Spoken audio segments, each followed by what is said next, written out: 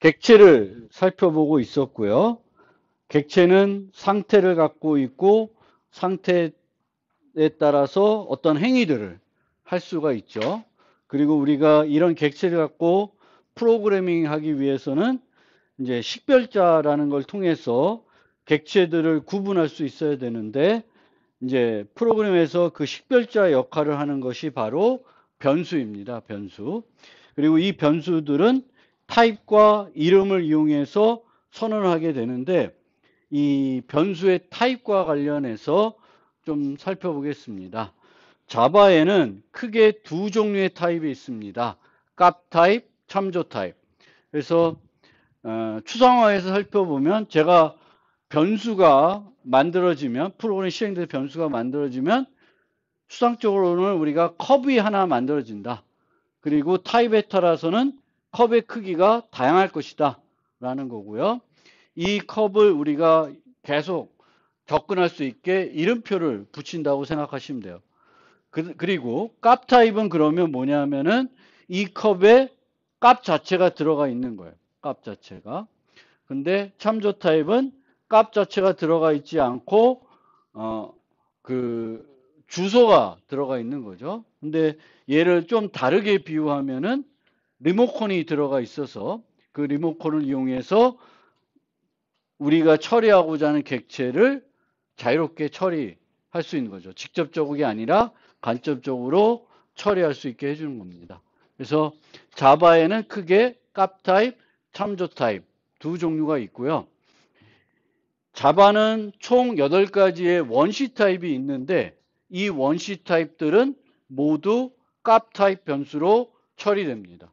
그리고 이런 원시 타입들은 참조 타입을 이용해서 처리할 수가 없습니다. C나 C++는 어떤 값 타입이 있으면 그 값 타입의 주소를 취해 가지고 포인터 타입을 이용해 가지고 간접적으로 처리할 수가 있었는데, 자바는 이제 값 타입, 원시 타입에 한해서는 그런 게 없어요. 원시 타입들은 반드시 값 타입을 이용해서 처리가 돼야 됩니다. 이 원시 타입이 아닌 나머지 타입들은 모두 객체 타입이 되는데, 이 객체 타입은 또 값 타입으로 처리할 수가 없고 무조건 참조 타입으로 처리하게 됩니다. 그래서 내가 처리하고자 하는 게 뭐냐에 따라서 사용할 수 있는 변수가 딱 정해져 있습니다. 이 정해져 있는 게 좋은 거죠. 왜? 정해져 있지 않으면 어떻게 해야 돼? 여러분들이 그 상황에 가장 맞는 걸 선택을 해야 되겠죠. 근데 이 선택하는 고민이 자바를 사용할 때는 없습니다. 그리고 값들을 주소를 이용해서 처리하지 않기 때문에 포인터를 만약 어려워했다 그러면 자바에서는 또 그런 어려움이 없는 거죠. 물론 객체는 주소를 유지해서 처리하지만 포인터 연산 같은 것들이 없기 때문에 쉽게 어렵지 않게 처리할 수가 있습니다. 그래서 C에 비해서도 편하고, C++는 심지어 3종류가 있죠. 값 타입, 참조 타입, 포인터 타입 3종류가 있는데 얘는 2종류만 있고, 또 내가 사용하는 데이터에 따라서는 반드시 사용해야 되는 타입이 정해져 있습니다. 그래서 이렇게 정해져 있기 때문에 문법이 단순하고 편하게 좀 쓸 수가 있다라는 겁니다.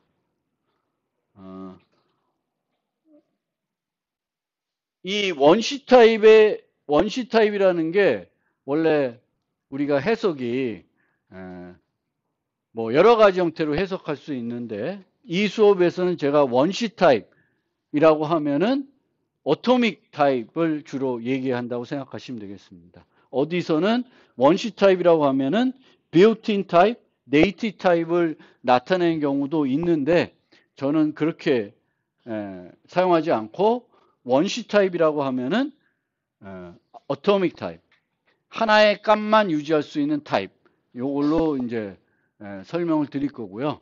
어토믹 타입에 반대되는 개념은 컴포지트 타입입니다.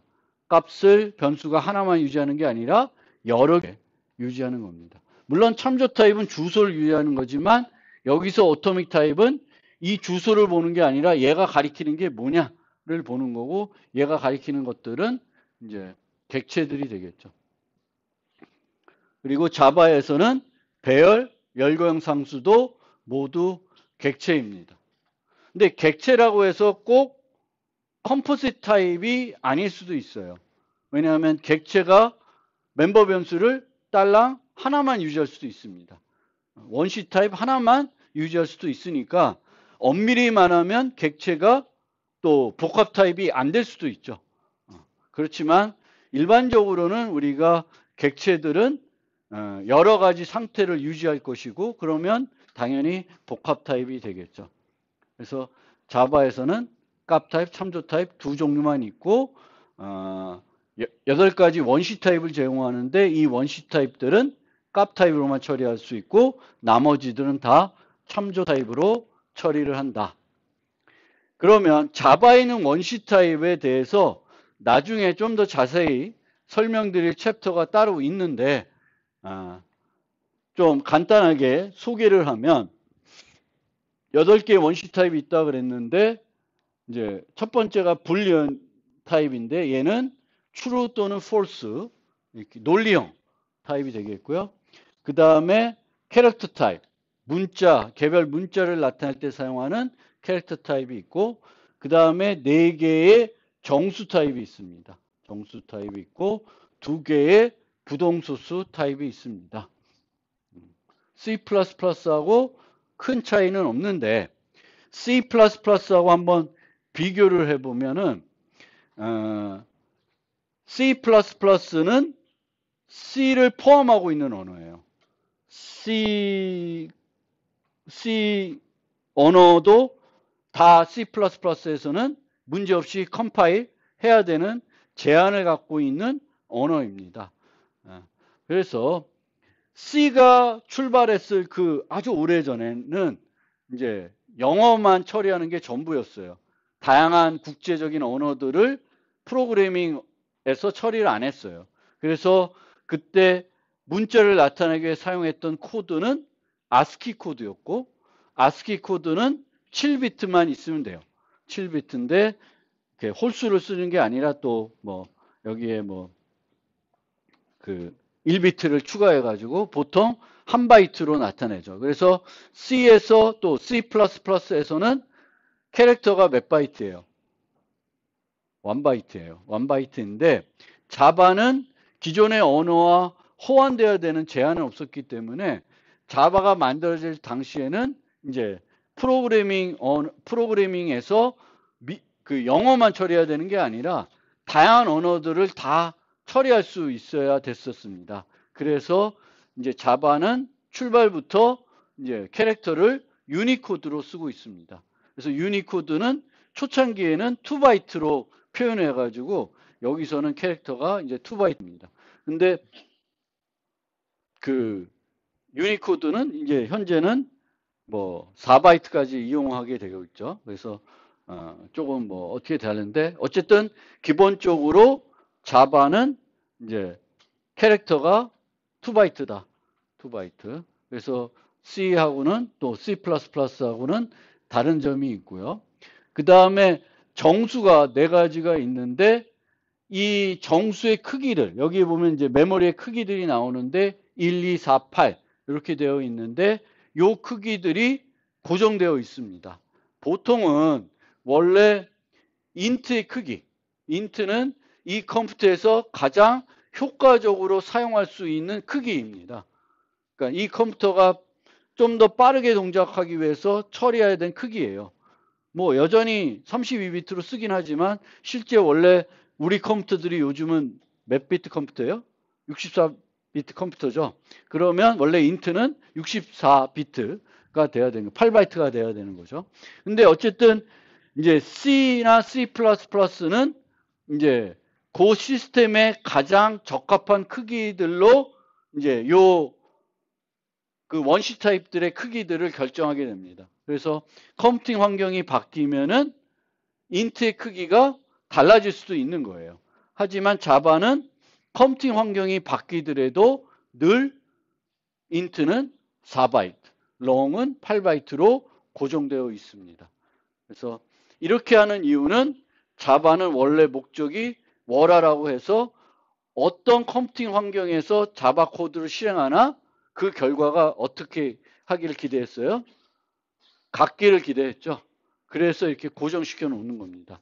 그 컴퓨터에 가장 적합한 크기를 쓰는 게 아니라 고정된 크기를 사용하고 있습니다. 그래서 그렇게 크기들이 이렇게 되어 있고, 또 하나 C and C++하고 자바가 다른 점은 C and C++에서는 이제 unsigned라는 걸 이용해 가지고 int 타입을 부호가 없는 타입으로 사용할 수가 있습니다. 그러면 조금 더 큰 정수까지 나타낼 수가 있죠. 음수가 필요 없을 땐 이렇게 할 수가 있는데 자바는 unsigned 이런 게 없어요. 그래서 항상 자바는 부호가 있는 정수만 존재를 해요. 부호가 없는 정수는 존재하지 않습니다. 물론 캐릭터는 실제 나중에 설명드리겠지만 쟤는 unsigned 형태로 사용이 됩니다. unsigned 형태로 2바이트로 사용이 되는데 캐릭터를 unsigned가 필요하다고 해서 정수 계산할 때 활용하는 건 자바에서는 바람직하지 않습니다. 그래서 정수가 필요하면 요 4개를 그냥 쓰시는 게 맞습니다. 그래서 자바의 원시 타입은 이런 특징이 있고요.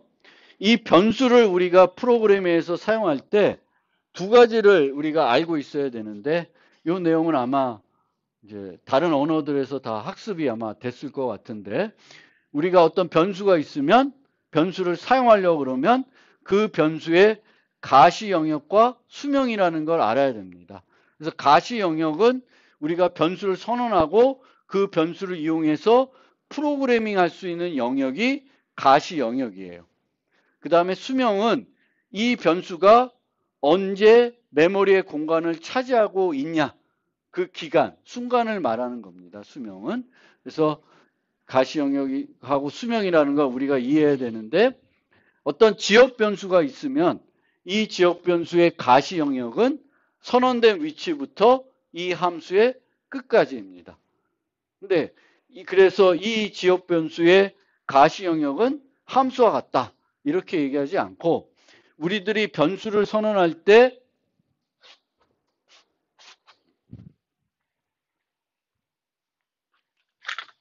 이런 식으로 뭐 if문을 만들었는데 여기에 int x를 선언했어요. 그래서 이렇게 중괄호로 묶여지는 것들을 우리가 뭐라 그래요? 프로그램에서 블럭이라고 합니다. 그러면 이 x를 사용할 수 있는 영역은 요 선언된 위치부터 여기 끝까지예요. 얘가 선언된 블럭 내예요. 그래서 블럭 가시 영역을 가지고 있다 그러지 함수 가시 영역을 가지고 있다고 안 합니다. 물론 이 애는 함수 블럭에 들어가 있으니까 함수 가시 영역을 가지고 있다고 해도 되는데 정확하게는 블럭. 그리고 우리가 함수 블럭 말고도 프로그램하다 보면은 블럭들이 만들어지는데 그 블럭에 함수를 선언하면 가시 영역은 그걸로 제한된다. 그리고 가시 영역은 가급적이면 제한할 수 있도록 더 좋습니다. 왜냐하면은 요 변수는 여기서만 사용이 되기 때문에 코드를 분석하거나 디버깅할 때 얘가 사용된 영역이 제한되니까 살펴봐야 될 영역이 제한이 되는 거죠. 많이 쓰면 쓸수록 힘든 거예요. 어디서 문제가 발생했는지. 그런 의미에서 뭘 쓰지 말라는 거예요. C에서. 전역 변수를 쓰지 말라는 거예요. 왜냐하면 E는 가시 영역이 제한이 안 되죠. 그래서 우리는 가시 영역을 가급적 제한해야 되는 거고 그럼 A가 언제 메모리에 공간을 차지하고 사용할 수 있게 되냐 하면은 이 함수를 호출했을 때 사용할 수가 있겠죠. 그래서 이 A의 수명은 함수 수명하고 같고요. 얘도 어떤 함수에 들어있으면 함수 수명하고 같습니다. 그래서 이제 가시 영역이 뭔지 수명이 뭔지 이제 이해하시면 되겠고 자바에는 변수가 크게 선언된 위치에 따라서 분류하면 2종류가 있습니다. 멤버 변수, 지역 변수. 매개 변수도 그냥 지역 변수로 볼 수가 있습니다. 함수에 선언된 변수. 뭐 매개 변수도 마찬가지고 지역 변수도 똑같이 볼 수가 있고요. 그 다음에 클래스 내에 어떤 함수에 선언된 게 아니라 클래스 자체에 선언되는 멤버 변수들이 있습니다. 그러면 얘가 멤버 변수인지 지역 변수에 따라서 가시 영역은 지역 변수는 방금 설명드렸듯이 블록 영역을 가지게 되겠고 멤버 변수는 클래스 영역을 가지게 됩니다. 요거는 또 좀 특이한데 보통은 뒤에 나오죠. 여기 보면은 이제 요 A 여기 있는 B는 멤버 변수예요. 함수 내에 선언된 변수가 아니죠. 그럼 얘의 가시 영역은 클래스 영역을 가지게 돼요. 즉 이 안에서 어디서든지 사용할 수가 있어요. 어디서든지. 근데 보통은 우리가 이런 지역 변수는 여기다 선언하면 요 전에는 못 쓰죠. 선언된 위치부터 아래로만 쓸 수 있는데 이 멤버 변수들은 선언된 위치 위든 아래든 어디서든지 쓸 수 있습니다. 그래서 어디서든지 쓰기 위해서는 컴파일러 입장에서 보면 어떻게 해야 돼요? 한 번에 분석할 수가 없습니다. 두 번을 분석해야 돼요. 한 번 갔다가 다시 분석을 해야 돼요. 왜냐하면은 이런 함수들은 위에서부터 내려오면 다 분석이 돼요. 왜냐하면 C는 이 아래에서 쓸 테니까 C 만나면 아 C가 이런 애구나. 그럼 아래 가는데 여기 내려오면서 B가 안 보여. 어디까지 가야지 B가 보여. 여기 가야지 보이는 거죠. 그래서 이런 경우에는 이제 두 번을 왔다 갔다 해야 번역을 할 수가 있게 되는 겁니다. 뭐 중요한 얘기는 아니고 어쨌든 클래스 가시 영역을 가지게 되는데 저는 이제 이 아래다가 선언하는 것보다 멤버 변수는 위에 함수들 전에 선언하는 게 더 좋다고 생각합니다. 그 코드를 작성할 때 스텝 다운 룰이라는 게 있는데 뭐 우리가 책을 읽든 뭔가 글을 읽든 위에서부터 아래로 읽으면 쭉 이해되게 쓰는 게 좋겠죠. 그런 의미에서 코드도 우리가 위에서부터 쭉 읽으면 이해할 수 있게 돼야 되는데 여기서부터 읽어 내려가는데 B가 뭔지 모르니까 밑에 와서 보고 다시 가야 되겠죠. 그렇게 코딩하는 건 별로 바람직하지 않다고 이제 얘기합니다. 그래서 이제 멤버 변수는 클래스 영역, 지역 변수는 블록 영역이 되겠고 얘는 언제 생기냐? 언제 사용할 수 있냐? 객체가 생성이 되면은 객체마다 변수가 하나씩 생겨요. 물론 나중에 설명드리면 객체마다 하나 생성된 것도 있고 클래스에 하나만 생성돼서 모든 객체들이 공유할 수 있는 애들도 있습니다. 근데 이제 어쨌든 일반적인 이제 각 객체마다 개별적으로 유지하는 멤버 변수들은 객체가 생성이 되면 걔도 하나 생성이 되는 거고 이제 그 객체가 소멸되면 그 멤버 변수도 더 이상 사용할 수 없게 되는 거죠. 사람이 person 클래스가 있어서 사람 객체를 100개 만들면 사람 이름도 100개 만들어지는 거죠. 각 사람이 만들 때마다 만들어집니다. 그 다음에 이 멤버 변수와 관련해서 선언을 할 때 얘는 내가 초기화를 안 해줘도 자동 초기화가 되는데 이 지역 변수들은 자동 초기화가 안 되고 자동 초기화되지 않은 상태에서 사용을 하게 되면은 이제 문법 오류가 납니다. 자바에서는 엄격하기 때문에 멤버 변수는 자동 초기화를 하더라도 나중에 설명드리겠지만 자동 초기화를 활용하는 것은 바람직하지 않습니다. 보통 이런 원시 타입들은 자동 초기화를 해주면 어떤 값을 기준으로 초기화해 줄까요? 정수가 있다. 뭘로 초기화해 줄까? 자동 초기화해 주면. 내가 초기화 안 했어. 그럼 뭘로 초기화해 줘요? 0으로 초기화해 줍니다. 0이 기준이 되는 거예요. 그럼 정수들은 다 0이 될 테고 부동수 수는 0.0이 될 테고 캐릭터도 코드 값이 0이 돼 버리는 거예요. 그러면 불리언은 뭐가 될까? 초기 값이 false가 되는 거예요. 0이 기준이 된다. 그리고 우리가 C++ 혹시 배웠으면은 이제 그 정수가 있을 때 0을 false로 놓고 나머지를 true로 놓잖아요. 그래서 그거 생각하시면은 이 자동 초기화 기본 값들은 다 0으로 초기화된다. 그러면 이제 멤버 변수가 원시 타입 말고 또 뭐가 있을 수 있어요? 참조 타입이 있을 수 있죠. 참조 타입은 주소를 유지하는 거니까 얘는 자동 초기화가 되면 무슨 값을 가질까? 어떤 값을 줄 수가 없죠. 그래서 null이라는 값으로 초기화됩니다. 그래서 참조 변수들은 어떤 유효한 것을 가리키고 있지 않을 때 null로 초기화해 주거나 null로 바꿔줘 가지고 사용하면 문제가 되도록 이제 해줄 수가 있습니다. 그래서 null로 초기화된다. 자동 초기화 값이. 그다음에 이제 가시 영역을 이해했으니까 가시 영역들이 똑같은 이름의 변수가 가시 영역들이 충돌될 수가 있습니다.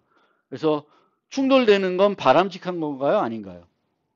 바람직한 것이 아닙니다. 그래서 가급적이면 충돌이 안 되게 이름들을 지어주는 게 필요하고요. 자바는 C++보다 충돌을 허용하는 게 제한적입니다. 그래서 뭐만 허용하냐면은 멤버 변수와 지역 변수들 또는 매개 변수와 충돌되는 것만 허용하고 지역 변수가 충돌되는 건 허용하지 않아요. C++는 허용하는데 얘는 허용하지를 않습니다. 그래서 이 경우에 보면은 여기에 C를 지금 주석 처리했는데 만약 주석을 내가 여기 지우면은 여기에도 C가 있고 여기에도 C가 있으니까 충돌이 됩니다. 얘의 가시 영역은 여기서 여기까지고 얘는 여기니까 중첩되죠. 가시 영역이 똑같은 변수가 중첩되면 충돌이 일어났다는 거고 자바는 허용하지가 않습니다. 요 X와 요 X는 같은 G에 선언되어 있지만 가시 영역이 충돌돼요? 충돌이 안 되죠. 이 X는 요 블럭이고 요 X는 요 블럭이니까 상관이 없습니다. 그래서 지역 변수들은 자바에서는 충돌을 절대 허용하지 않아요. 근데 멤버 변수와 이제 그 지역 변수는 충돌을 허용합니다. 충돌을 허용하면은 그때는 뭘 알아야 되면은 충돌이 됐을 때 내가 그 이름을 썼을 때 어떤 거를 가리키는지를 알아야 되겠죠. 그래서 여기에 보면 멤버 변수로 A가 있고 지역 변수로 A가 있습니다. 그럼 요 A는 어떤 A일까? 멤버 변수, 지역 변수. 지역 변수에 해당돼요. 그러니까 큰 애가 있고 작은 애가 있는데 내가 뭘 쓰면은 뭐부터 써요? 작은 애부터 쓰는 거예요. 현재 영역에 있는 애 거를 우선 합니다. 그래서 여기서 요 A는 요 A가 돼요. 그런데 충돌을 허용하면 충돌을 구분할 수 있게 해줘야 되는 거죠. 그러니까 내가 여기 있는 건 A를 그냥 쓰면 A, 요 지역 변수 A인데 내가 요 지역 변수 A가 아니라 충돌을 허용했으니까 얘도 쓸 수 있게 해줘야 되는 거 아니에요? 필요하면.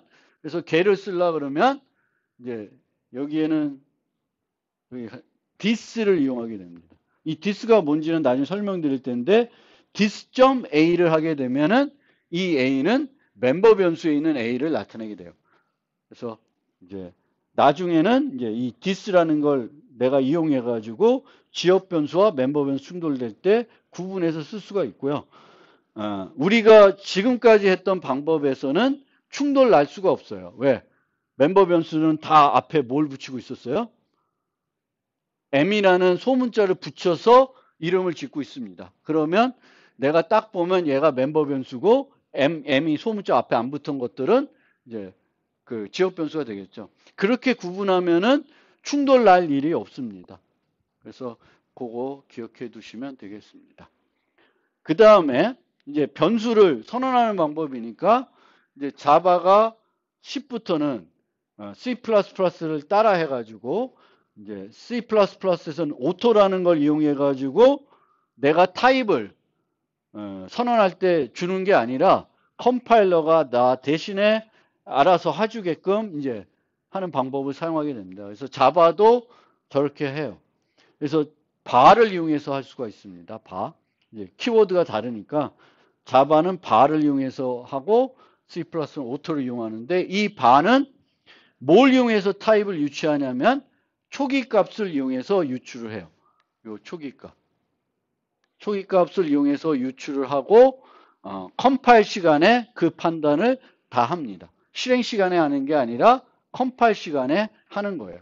그것도 미묘한 차이가 있어요. 나중에 이제 상속 배우고 뭐 이렇게 되면은 조금 더 복잡해질 수 있는데 기억해 두셔야 될 게 이 타입 유추는 실행 시간에 뭘 가리키는지 직접 가서 보는 게 아니라 코드 자체만 갖고 판단해서 결정을 하는 거예요.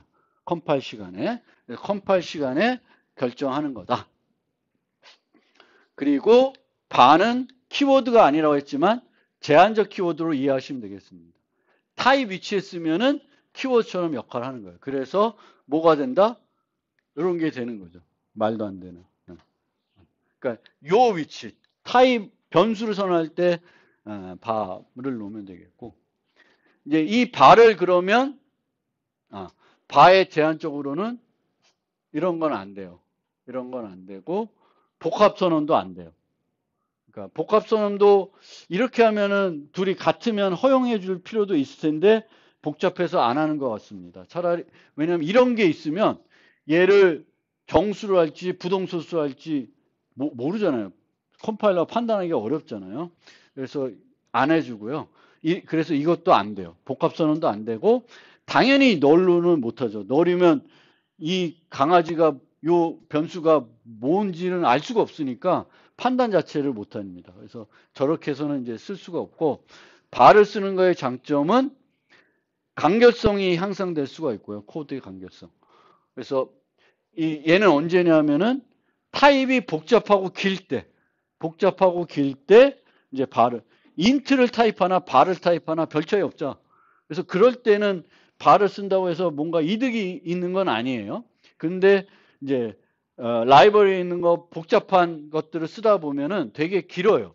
근데 긴 거는 내가 타이핑하다 보면 또 실수도 많이 하고 틀려요.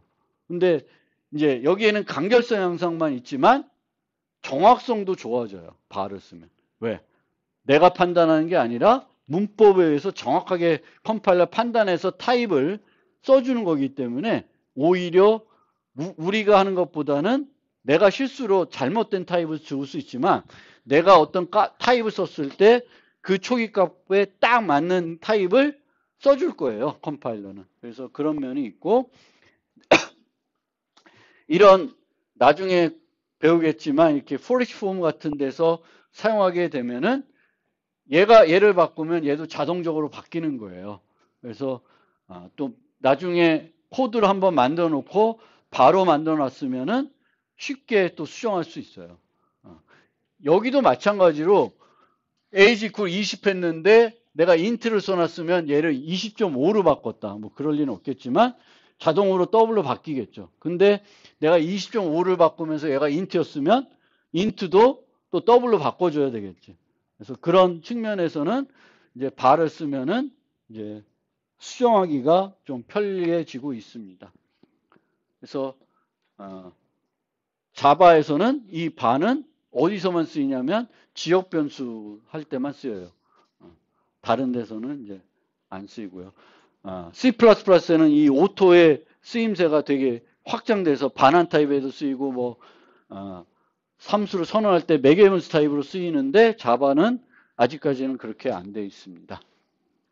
자, 그럼 변수에 대한 얘기를 끝내고 우리가 지금 살펴보는 게 객체인데 이제 객체를 이제 클래스만 정해 놓으면 아무 의미가 없고 클래스의 객체를 생성해서 가지고 놀아야 뭔가는 일을 하게 되는 거죠. 그래서 객체를 생성하게 되는데 객체를 생성할 때 우리가 사용하는 문법이 new라는 연산자를 쓰는 거예요. 단항 연산자고 얘는 p 연산자로 뭘 받아요? 생성자를 호출을 p 연산자로 사용하게 됩니다. 그래서 생성자 호출이 오겠고 객체마다 생성자를 다양하게 제공할 것입니다. 보통 클래스가 생성자를 하나만 제공할 수도 있겠지만 보통은 사용을 편리하게 하기 위해서 여러 형태의 생성자들을 제공해서 쓰게 해주는 거예요. 그래서 생성자는 이름이 뭐랑 같다? 클래스 이름하고 같습니다. 그래서 이제 저렇게 쓰면 되겠고 이런 식으로 생성자를 또 이제 여러 개 정의한다는 건 뭘 의미해요? 다중 정의한다는 걸 의미하는 거죠. 왜냐하면 생성자 이름은 늘 같아야 돼요. 그렇기 때문에 여러 개 정의한다는 건 다중 정의한다는 거고 그러면 당연히 제가 한번 설명드렸던 다중 정의 관련된 규칙이 여기도 똑같이 적용이 되죠. 개수로 구분되거나 개수로 구분이 안 되면은 타입들이 달라야 되는 거고, 보통은 다중정의할 때 여러분들이 문법적인 오류는 잘 안 내는데 만들어 놨는데 내가 호출할 때 모호해서 호출하는 문이 문법 오류가 될 수 있습니다. 어떤 호출했는데 이 호출이 얘를 호출해도 되고 얘를 호출해도 되는 형태가 되면은 그거는 요 다중정의한 게 오류가 아니라 얘가 오류가 되는 거죠. 그럼 얘를 바꾸든가 얘가 문제가 없게끔 하나를 더 만들어 주셔야 되겠죠. 객체를 생성하는 방법은 방금 말한 것처럼 기본적으로 new를 이용하는 겁니다. new 연산자를 이용하는 건데, 크게 이제 보면은 네 가지 방법이 있습니다. 객체를 생성하는 방법. 기본이 new를 이용하는 방법이고요. 두 번째는 new를 안 쓰는 거예요. 근데 이거는 예외적인 거고 문자열만 이렇다라고 생각하시면 돼요. 그래서 문자열은 생성할 때 new를 안 써도 되고 원하면 new를 써도 돼요. 왜 저렇게 하냐는 거는 나중에 기회 될 때 다시 설명드리겠습니다. 그래서 문자열은 new를 안 쓰고 생성하는 되게 예외적인 케이스가 되겠고, 그 다음에 또 어떤 방법들이 있냐면은 생성자를 이용하지 않고 객체를 생성해주는 별도 메소드를 만들어서 사용하는 거예요. 별도 메소드를. 그래서 라이벌이 보면 생성자를 제공하지 않고 이런 생성하는 메소드들을 제공해 줄 수가 있습니다. 그러면 이렇게 new를 이용해서 내가 하지 않고 메소드를 만드는 이유는 뭘까요? 메소드를 이용하는 이유는 뭘까요? 여기에 그 설명이 있는데 여러 가지 이유가 있습니다. 첫 번째로는 객체를 생성하는 과정이 복잡해. 생성자만 호출해서 끝나지 않고 뭔가 뭐 더 해줘야 돼. 그러면은 우리가 어떤 과정이 복잡해요. 그럼 그 과정은 또 복잡한 과정인데 한 번만 쓰는 게 아니라 여러 번 여러 군데 써야 돼. 그럼 뭘 만들어줘? 걔를 함수로 만들겠죠.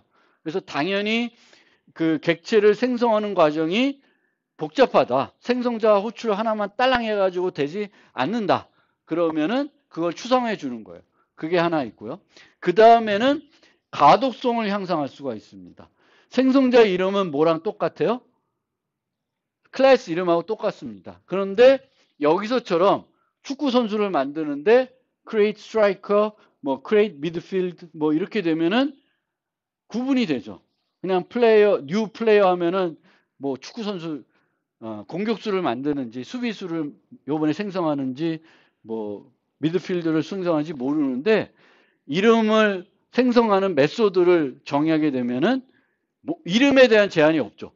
이름에 대한 제한이 없습니다. 생성자는 클래스랑 똑같아야 되지만 그냥 함수 하나 정의하는 거니까 제한이 없습니다. 그 다음에 효율성을 위해 이런 애들이 보통 그런 애들인데 객체를 미리 만들어 놨다가 달래 때 그냥 주는 거예요. 우리가 new를 이용하게 되면 어떻게 돼? 매번 new 하면 계속 객체가 만들어지죠. 근데 이 객체들이 굳이 똑같은 객체를 100개 만들 이유는 전혀 없습니다. 근데 하나만 만들어서 항상 모든 곳에서 그 객체를 사용할 수 있으면 굳이 그 객체를 10개, 20개 만들 이유가 없죠. 그래서 이렇게 효율성을 위해서 객체들을 미리 만들어 놓고 요청하면은 만드는 객체를 주는 거예요. 그러면 다 똑같은 객체를 쓰게. 그래서 효율성을 위해서 쓰게 되겠고요. 다중정의 규칙에 제한받지 않기 위해서 또 쓸 수가 있습니다. 왜냐하면 이제 생성자는 클래스와 똑같아야 되겠고 여러 개를 만들다 보면은 이제 다중정의 규칙에 위배가 안 돼야 되는데 인트를 받는 거 2개 만들고 싶은데 조금 다른 어떤 코드로 만들고 싶어요. 그러면 다중정의에서는 2개로 해서는 안 되겠죠. 뭐 플래그를 하나 더 둔다든가 뭔가 해야 되는데 이름이 다르면 정수 2개를 받더라도 상관이 없죠. 그래서 그럴 때 이제 쓸 수 있습니다. 그 다음에 new dog 하면은 강아지가 생성되는 거예요. 근데 내가 생성할 때 강아지도 생성할 수 있고 고양이도 생성할 수 있고 뭔가 여러 가지 객체 중에 하나를 좀 생성해서 쓰고 싶어. 그러면 내가 new를 부르는 게 아니라 내가 뭔가 인자를 줘서 그 인자에 맞는 애를 골라가지고 생성하게 하려 그러면 또 그거는 메소드로 만들어야 되겠죠. 나중에 상속과 엮여서 되는데 어쨌든 이런 여러 가지 이유로 해서 우리가 생성자 대신에 객체를 생성하는 메소드를 만들게 되겠고요. 이런 메소드 안에는 이제 new를 이용해서 객체를 생성할 거예요. 항상 매번 new를 부르지 않을 수도 있지만 여전히 객체를 생성했을 때에는 new를 안 쓰고 만드는 경우는 없습니다. 문자열 빼고는. 그 다음에 마지막으로는 이제 자바에서는 클론이라는 걸 이용해 가지고 객체를 복제할 수가 있습니다. 그러니까 똑같은 객체, 이 객체와 상태가 동일한 또 다른 객체를 만들고 싶을 수가 있는데 그때는 자바에서는 아주 특수한 메소드를 이용해서 만들게 되겠고요. 그게 클론 메소드인데 그 클론 메소드를 이용해서 만들 수 있습니다. 이 클론과 관련해서는 12장 정도 가면은 아마 설명해 드릴 거예요. 그래서 하여튼 객체를 생성하는 방법이 이 정도 있다라고 이해해 주시고 기본적으로는 뭘 이용해 생성해요? new를 이용해서 생성을 하게 된다. 그리고 new를 이용해 생성하는 거는 어떤 구체적인 특정한 객체를 생성하는 것이 되겠습니다. 이 객체들을 생성해서 그럼 이제 이 객체를 객체 참조 변수에 유지해 가지고 우리가 이제 사용을 하게 되겠죠. 사용을 하게 되겠고 이제 이런 식으로 학생 객체를 만들었어요. 근데 밑에다가는 이런 식으로 또 다른 변수를 만드는데 equal student 했어요. 그러면 객체가 하나 더 만들어지는 게 아니죠. 변수만 두 개가 똑같은 객체를 가리키게 되는 거예요. 그래서 이게 객체를 하나 더 만들어준 거거나 복제해 주거나 그런 게 아닙니다. 그러니까 new 할 때만 객체가 생성되는 거고 나머지 경우는 보통 이제 원래 있던 객체를 새 변수가 가리키게끔만 하는 형태로 프로그램을 하게 됩니다. 그리고 이 참조 변수들은 제가 비유할 때 이제 리모컨 형태로 비유를 하는 거죠. 모두 다 참조 변수는 뭘 유지해요? 주소를 유지하지만 그 주소로 따라갔을 때 있어야 되는 객체는 제한적인 거죠. student 타입이면 이 student 타입이 가서 유지하는 주소로 갔을 때 거기에 있는 객체는 학생 객체여야 되는 거지 강아지 객체가 있을 수 없습니다. 그런 측면에서 주소라는 개념이 어려우시면 참조 변수들은 이렇게 리모컨들이다. 리모컨들인데 이 타입에 따라서는 여기에 있는 버튼들이 다른 거예요. 강아지에는 이제 꼬연들기 뭐 이런 게 있는 거고 문에는 열기 닫기 뭐 이런 게 있는 거예요. 그래서 이 문 리모컨으로는 강아지를 조작할 수 있을까요? 없는 거죠. 강아지 가지고는 이제 문을 조작할 수가 없게 되는 겁니다.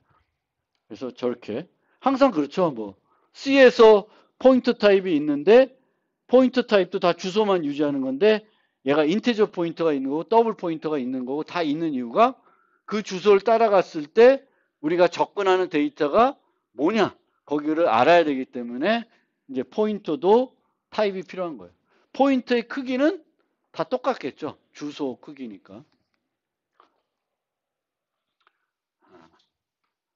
그 다음에 이제 new라는 건 이제 C++를 배웠으면 알겠지만 동적 할당하는 개념입니다. 동적 할당.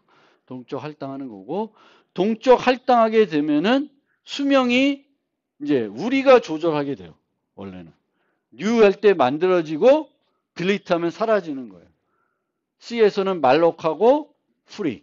보통은 우리가 프로그램 할 때 new delete, 말록 free 하는 게 불편해요. 왜? 우리가 직접 메모리 관리를 해야 되기 때문에. 그래서 우리는 그런 동적 할당 대신에 자동 할당을 더 이용합니다. 뭐 정적 할당이라고도 하는데 함수가 만들어지면 그냥 함수가 생기고 함수가 사라지면 그냥 없어지고 이런 것들을 우리가 더 원래 개발할 때는 선호합니다. 그래서 꼭 필요할 때만 동적 할당해서 사용을 하는 게 맞는 방법인데 자바에서는 객체를 무조건적으로 동적 할당을 합니다. 그리고 동쪽 할당하더라도 자바에서는 뭘 안 해도 돼요? 우리가 딜리트를 안 해도 되고요. 그래서 보통 이 동쪽 할당하는 그 프로그램이 실행됐을 때 사용하는 메모리 공간을 뭐라고 부르냐면 힙이라 불러요. 그리고 함수가 실행됐을 때 그 함수가 사용하는 공간을 스택이라 부릅니다. 함수 스택, 힙 이렇게 얘기해요. 물론 이 스택과 힙은 또 자료 구조에 가면 또 자료 구조 개념이 있으니까 그런 개념인데 그거 힙 자료 구조와 이 힙은 전혀 개념이 좀 다르고요. 그 스택 자료 구조와 함수 스택은 동작하는 방식은 똑같아요. 그래서 조금 혼란스러울 수 있는데 어쨌든 힙인데 이 자바에서 사용하는 힙을 우리는 쓰레기 수집 가능한 힙이라고 합니다. 왜냐하면은 우리가 딜리트하지 않고 누가 해줘요? JVM이 해줍니다. JVM이 해줄 수 있는 이유는 JVM이 어차피 실행을 통제하는 형태로 자바 프로그램이 동작하기 때문에 그렇습니다. C++는 실행 파일 만들고 실행해가지고 운영체제가 관리하는 형태이기 때문에 운영체제는 그렇게까지 신경 써줄 수가 없는 거고요. 자바는 어차피 얘가 하나씩 번역하면서 최적화도 막 하면서 해야 되기 때문에 다 알아야 돼요. 다 알고 있으니까 충분히 이런 것도 해줄 수가 있는 겁니다. 그래서 자바에서는 모든 객체가 동적 생성되다 보니까 함수 스택에는 뭐가 존재할 수가 없어. 객체가 존재할 수 없습니다. 그래서 여기서 이렇게 F 함수가 실행이 되면 여기에 존재하는 건 참조 변수들, 주소만 있는 거예요. 그래서 이렇게 이런 식으로 객체들을 만들면 스택에는 변수가 공간이 생기는데 주소만 유지하고 있는 거고 객체들은 힙에 만들어지는 겁니다. 그래서 하나를 더 만들면은 객체가 하나 더 생기는 게 아니라 얘는 뉴를 안 한 거니까 변수가 똑같은 객체를 요걸 가리키는 게 이제 두 개가 되는 거죠. 그럼 JVM은 뭘 관리해요? 지금 쓰고 있는 공간이 어디서 쓰고 있고 이 공간들을 어떤 변수가 몇 개가 가리키고 있는지를 관리합니다.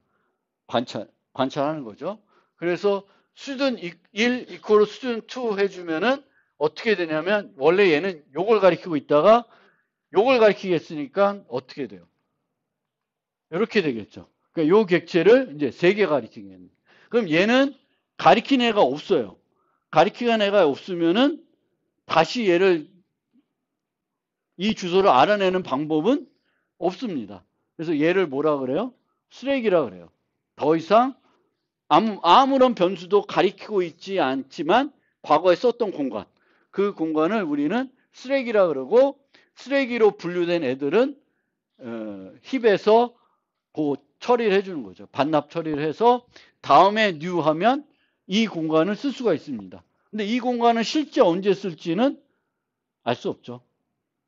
그래서 여러분들이 C+ 같은 거 썼을 때 딜리트 하고 나서 바로 접근하면은 데이터가 있어요, 없어요?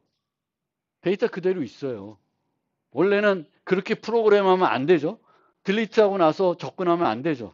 그렇지만 딜리트 한다고 거기를 뭐 지우개로 지우거나 이렇게 하는 게 아니라 그냥 시스템에 요 공간은 이제 안 쓰는 공간이라고 표시만 해두는 거죠.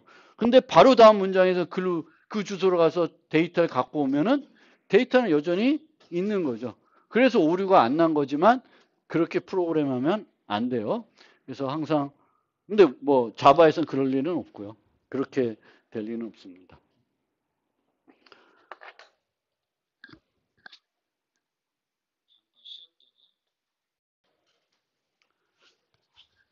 이제 new는 자바에서는 이제 객체들을 생성할 때 new를 이용해서 생성을 하고요. new 연산자를.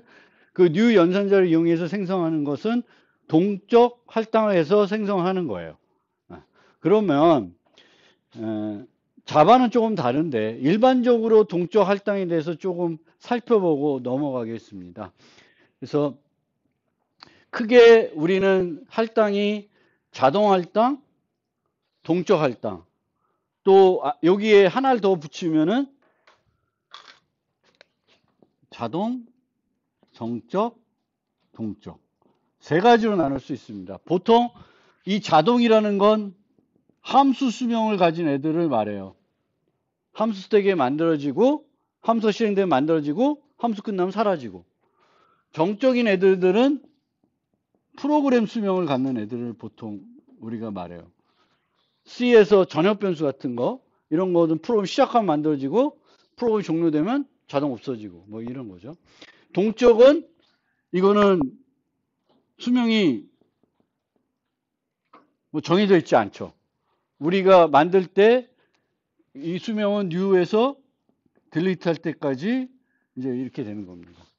그래서 보통은 우리는 요거 갖고 프로그램을 많이 하죠. 특히 얘 갖고. 얘 갖고 많이 프로그램을 하는데, 그러면 얘를 언제 이용하냐? 보통 다른 언어에서.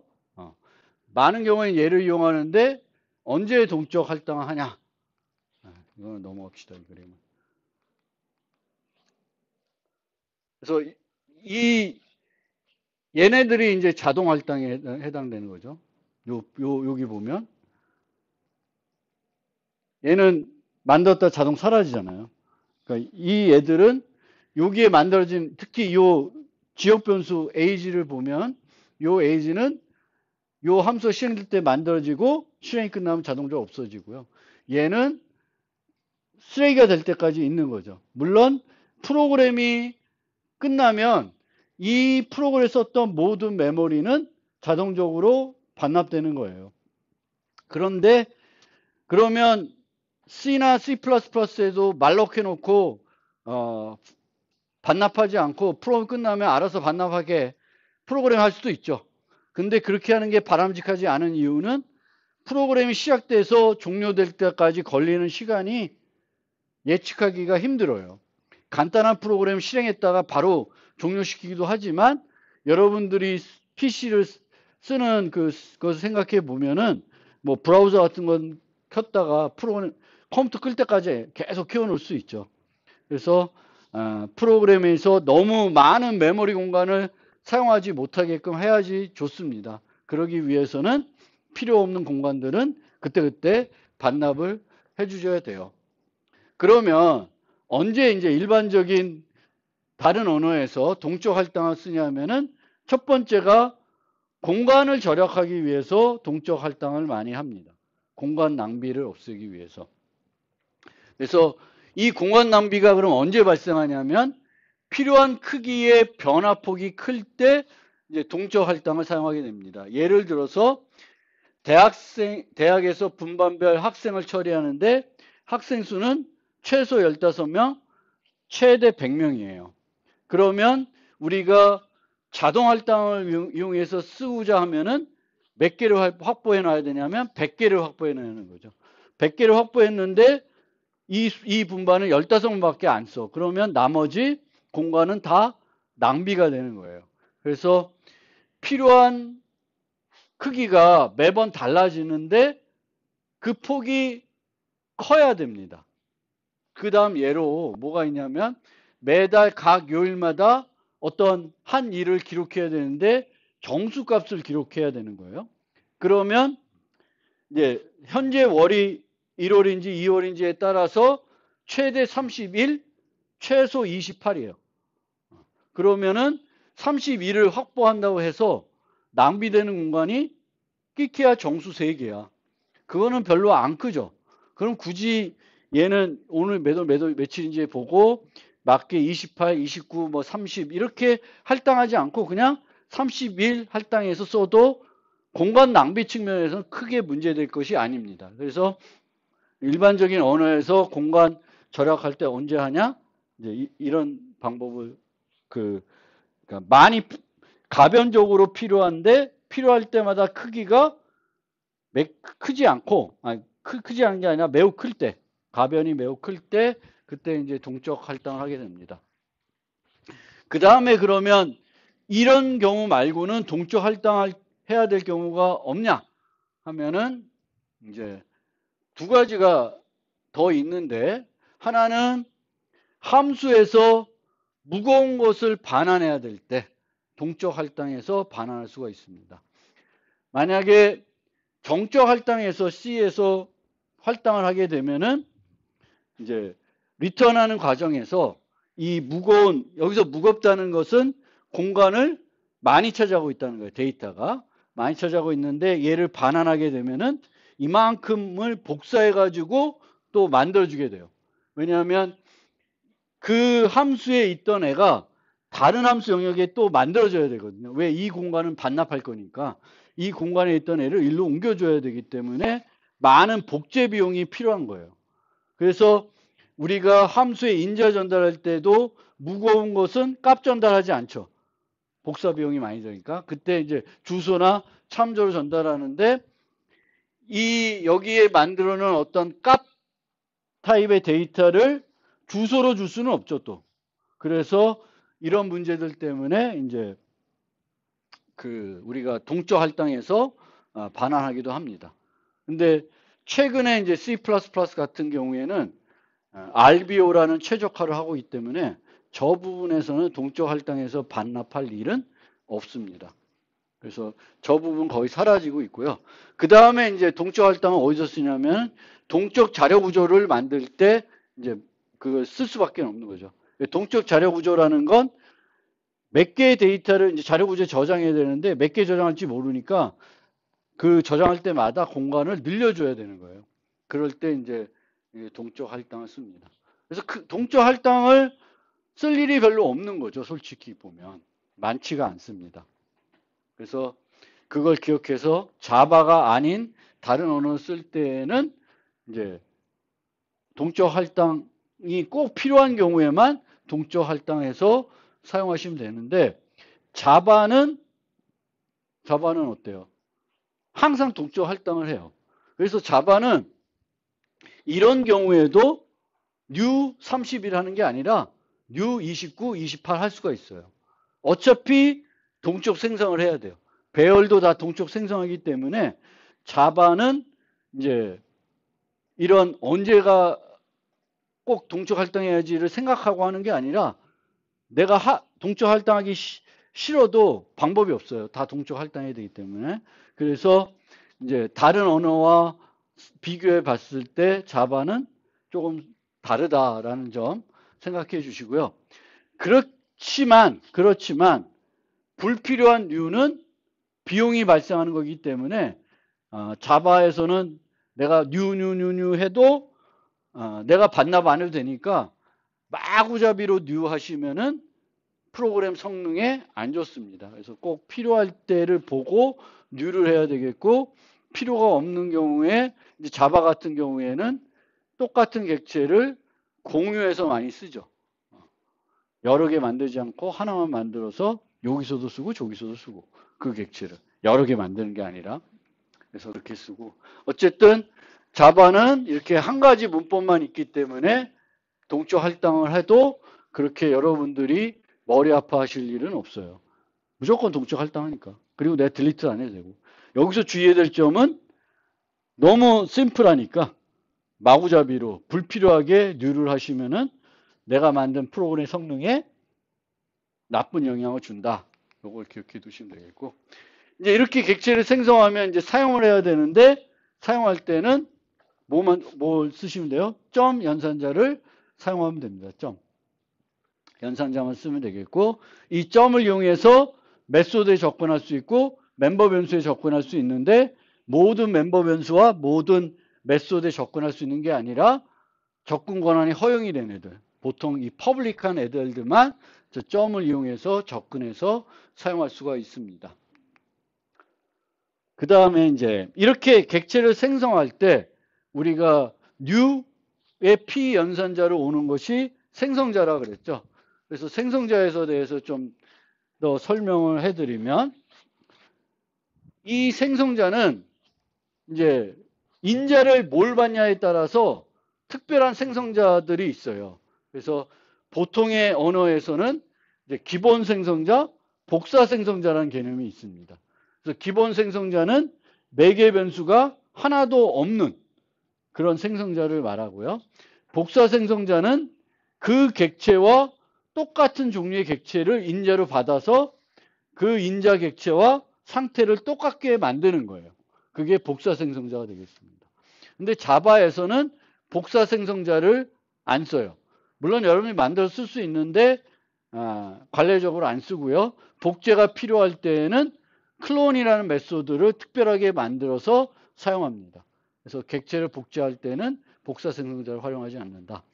자바는 복사 생성자가 그렇게 크리티컬하지 않은 이유는 객체를 주고받을 때 객체를 복제하는 경우가 없습니다. 항상 객체는 참조 변수에 유지되고 이 참조 변수를 전달하는 건 객체 자체를 전달하는 게 아니라 뭘 전달하는 거예요? 주소를 전달하는 거예요. 그래서 함수에서 객체를 반환하든 내가 어떤 함수의 객체를 인자로 전달하든 뭐만 전달되는 거예요? 항상 주소만 전달되는 거예요. 그 과정에서 복사 생성자가 호출될 일은 없습니다. 아니면 필요할 일은 없다. 그래서 이제 기본 생성자만 좀 신경 써주시면 되겠고요. 이 생성자에서 해야 될 일이 뭐냐? 객체를 초기화해 주는 거예요. 초기화. 객체를 초기화해 주는 거예요. 그래서 얘 같은 애는 멤버 변수가 3개다. 그럼 3개를 다 생성자에서 어떻게든 초기화를 해줘야 되겠죠. 근데 객체를 초기화하는 방법은 크게 2가지 방법이 있습니다. 하나는 명백한 초기화를 하는 거고 또 하나는 생성자에서 인자를 받아서 그 인자로 초기화해 주는 거예요. 그러니까 명백한 초기화는 뭐 이런 식으로 class A public int n equal 10 이렇게 되면 이 n은 생성할 때 10을 초기값을 가져서 생성이 되는 거예요. 그래서 이렇게 만들 수도 있고 초기화할 수도 있고 이 경우에는 저렇게 string mname 하나 있는데 문자열이고요. 문자열은 객체입니다. 그러면 내가 만약에 초기화를 안 해줬어. 그럼 mname이 무슨 값을 가지게 돼요? mname이 내가 초기화를 안 해줬다. 그럼 mname은 무슨 값을 가져요? null 값을 가지게 됩니다. 멤버 변수는 내가 초기화를 안 해줘도 자동으로 초기화돼요. 얘를 이렇게 만들었는데 내가 생성자에서 n에 대해서 아무것도 안 해. 그럼 n이 무슨 값을 가져요? 0을 가지게 되는 거예요. 그런데 0을 갖더라도 이렇게 해주는 게 올바른 방법입니다. 왜? 가독성에 좋습니다. 코드를 읽을 때 얘는 안 해도 되지만 n 이퀄 0을 해줌으로써 n은 0으로 초기화돼야 된다는 것을 명확하게 코드로 전달하고 있기 때문에 자동 초기화, 0으로 초기화해도 되더라도 자동 초기화를 활용하는 게 아니라 이퀄을 0으로 써주는 게 문서화 측면에서 좋은 겁니다. 그래서 자동 초기화는 활용하지 않으시면 되겠고요. 생성자를 우리가 만들 때 하나만 만드는 게 아니라 이제 다중 정의를 많이 하게 되는데 그렇게 되면 뭐가 되냐면 이제 코드가 중복되는 경우가 많이 있습니다. 생성자를 여러 개 만들게 되지만 결국은 겹치겠죠. 어차피 해야 되는 일이 그 객체의 상태를 초기화하니까 중복이 돼요. 그래서 여기서처럼 보통은 우리가 어떤 멤버 변수가 있으면 이 멤버 변수에 세터를 제공하는 경우가 많이 있을 겁니다. 그러면 여기서도 얘를 부르게끔 해가지고 할 수 있고요. 여기에는 제식은 안 돼 있지만 이 함수에서 이 함수를 한 생성자에서 다른 생성자를 호출할 수가 있습니다. 그래서 저런 식으로 이제 그 생성자를 만드시면 돼요. 이렇게. 그러니까 이 생성자를 보면 이 생성자 이름 뭐랑 같아요? 클래스 이름과 같고 이제 자바는 모든 애들이 개별적으로 적분 제어를 해줘야 되는 거고요. 생성자는 다른 함수와 달리 뭐가 없어요? 반환 타입이 없다. 이렇게 아시면 되겠고 자바는 생성자만 만들면 되고 소멸자는 만들 필요는 없어요. 그래서 C++에서는 소멸자도 필요에 따라서 꼭 만들어줘야 되는데 자바는 그럴 필요가 없습니다.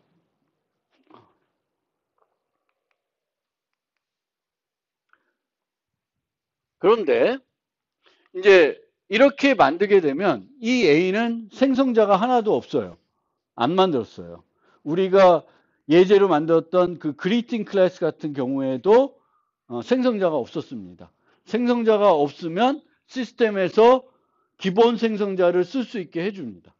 그래서 이 A는 생성자가 하나도 없기 때문에 기본 생성자가 있는 애가 되겠고 얘는 기본 생성자는 없지만 정수 하나를 받는 생성자를 만들고 있습니다. 그러면 얘는 기본 생성자를 여기다가 없기 때문에 넣어주지 않습니다.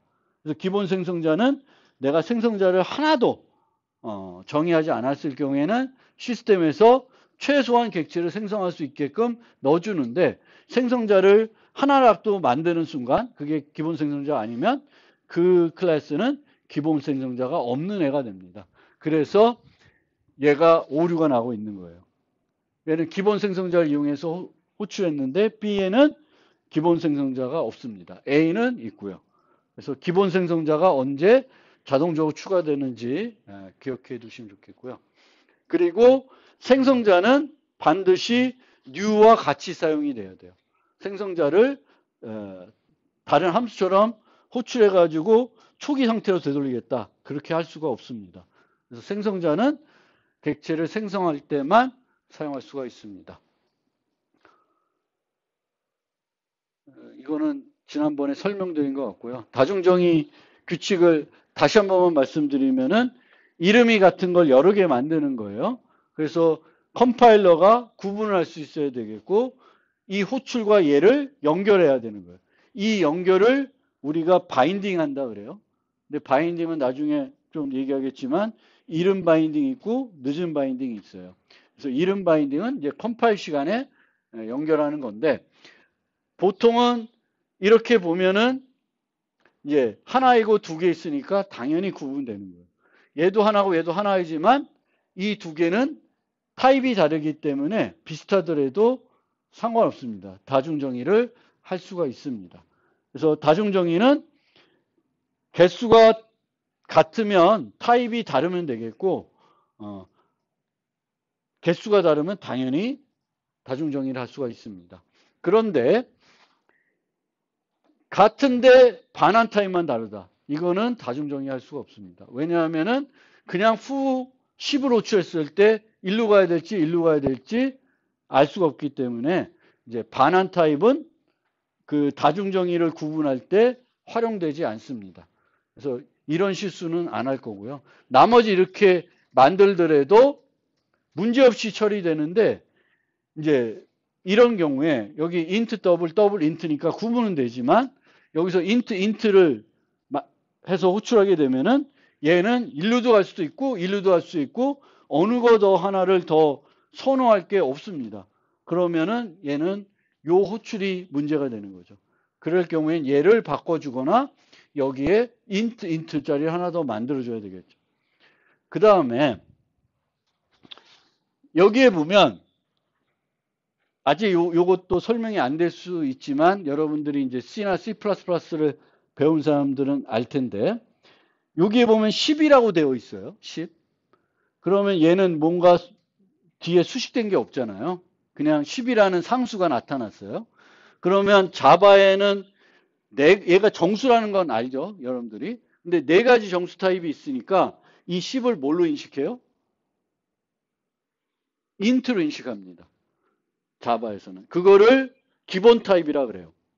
그래서 자바에서는 네 가지 정수 타입 중에 기본이 int이고 더블의 경우에는 1.5가 되면은 플로트도 있고 더블도 있는데 자바에서는 기본 타입을 뭘로 해요? 더블로 합니다. 그럼 1.5는 뭐 어떤 타입이 돼요?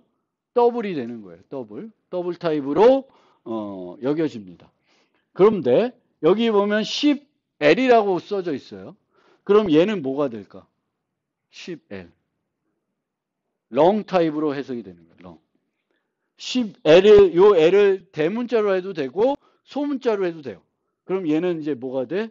long 타입으로 돼요. 얘 long 타입이니까 요로 가는 게 아니라 요로 가는 거예요. 요 long으로 불러줘요. 그런데 short n equal 5였어요. short n. 그래서 n을 전달했어요. 그럼 이 n은 int로 갈 수도 있고 long으로도 갈 수도 있잖아요. 그리고 그런데 자바에서는 이걸 어떻게 하냐면은 얘를 허용할 수 있는 것 중에 가장 작은 타입으로 써요. 그러면 int도 있고 long도 있으면 이 n은 어디로 가요? int로 가게 되어 있습니다. 그래서 그런 식으로 이제 처리하게 되겠고, 자바에서는 어떤 정수를 쓰면서 얘가 쇼트 타입이나 바이트 타입으로 인식하게끔 하는 방법은 없습니다. 없어요. 그래서 만약 여기에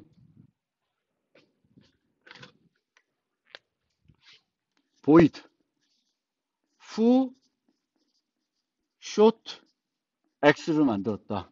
그러면 상수를 이용해서 얘를 호출할 방법은 없어요. 요걸 호출할 방법이 없어요. 왜냐하면 이렇게 하는 게 두 가지 방법밖에 없는 거예요. 인트로 해석하게 하거나 더블로 해석하게 하거나 그 방법밖에 없기 때문에 일로 갈 방법은 없어요. 물론 얘가 있으면 얘는 어디로 갈까? 쇼트로 가겠죠. 그래서 쇼트나 바이트는 그건 없어요. 물론 이제 부동소수는 더블 있고 플로트가 있으니까 어떤 상수를 쓸 때 플로트로 인식하게 하려면 어떻게 하면 돼요? F나 소문자 F 쓰시면 돼요. 그래서 부동소수는 기본이 더블이고 더 작은 걸로 쓰고 싶으면 이제 뒤에다 F나 F를 붙이면 되겠고, 정수는 이제 10, 10L, 쇼트와 바이트는 없다. 실제 나중에 원시 타입 가서 한 번 더 쇼트를 그럼 무슨 언제 쓰이냐 이것들을 좀 한번 설명을 드리겠습니다. 여기 나온 게 이제 우리가 생성자들은 보통 다중정의를 많이 하기 때문에 이제 이 부분에 설명드린 거고요. 멤버 변수의 초기화와 관련해서 중요한 얘기인데 크게 두 가지 방법이 있다 그랬죠. 명백한 초기화, 인자를 받아서 하는 초기화. 근데 이거를 결정할 때 요 멤버 변수들의 이 상태들의 특성을 여러분들이 이해하고 그 특성에 따라서는 명백한 초기화를 하거나 이제 생성자에서 받아서 초기화를 해줘야 되는 거예요. 예를 들어 볼게요. 여기 나중에 가서 설명드릴 텐데 미리 설명드리면 저는 객체 변수를 크게 객체 상수 있죠. 물론 저 두 개는 상수는 아니에요. 변수예요. 변수는 저는 크게 어떻게 분류하면은 시작값 유동 변수가 있고 시작값 고정 변수가 있어요. 그래서 시작값 고정 변수라는 거는 모든 객체가 똑같은 값으로 출발해야 되는 변수예요. 그리고 시작값 유동 변수는 객체들을 생성할 때마다 다른 값을 가질 수 있는 변수예요. 그럼 다른 값을 가질 수 있으면은 개발자가 어떻게 해야 돼? 마음대로 못하는 거죠. 뭘 해야 돼? 인자로 받을 수밖에 없어요. 물론 그 경우도 만약 지정하지 않으면 어떤 기본값이 가질 수 있을 수 있어요. 유동 변수이지만 주로 쓰는 기본값이 존재할 수도 있습니다. 근데 이게 존재 안 하면은 어떻게 해야 돼? 인자로 받아서 초기화해 줄 수밖에 없어요. 그래서 여기서 게임을 만드는데 분석을 해봤더니 이 게임에 있는 유니트가 헬스라는 정보랑 레벨이라는 정보가 필요해요. 근데 헬스는 뭐라 그러죠? 하여튼 헬스는 100으로 모든 애들이 만들어지면 100으로 초기화 되겠고 저 100이 0이 되면 이 유니트가 죽는 형태예요. 그러면 이 객체는 어떤 객체를 생성하나 다 100으로 시작해야 되니까 얘는 어떤 식으로 초기화하고 있어요? 명백한 초기화를 하고 있는 거예요. 근데 레벨은 이제 객체를 만들 때마다 어떤 유닛은 레벨 1으로 만들 수 있고 어떤 애는 레벨 3, 어떤 애는 레벨 5, 뭐 이렇게 만들 수 있다 그러면 그거는 내가 만약에 지정 안 하면 기본값이 1이다 그러면 이퀄을 1 해줄 수 있는데 그게 없으면은 항상 인자를 받아서 설정을 해줘야 되겠죠. 그래서 이 객체의 초기화 에서도 여러분들이 그 변수들의 특성을 파악해 가지고 이제 명백한 초기화할지 안 할지를 이제 이해해야 되겠고, 거꾸로 만약에 다른 친구가 짠 코드가 이렇게 되어 있다라고 하면은 이 코드를 읽을 때 뭘 어떻게 해석하면 되냐면은 요 변수는 모든 객체들이 항상 100으로 시작하는 애구나. 요 애는 특정한 값으로 시작하는 게 아니라 생성할 때마다 다 달라질 수 있구나. 이렇게 이해하시면 되는 거예요. 그래서 그걸 이해할 수 있도록 여러분들 코드도 거기에 맞게끔 생성을 해주시면 되겠습니다.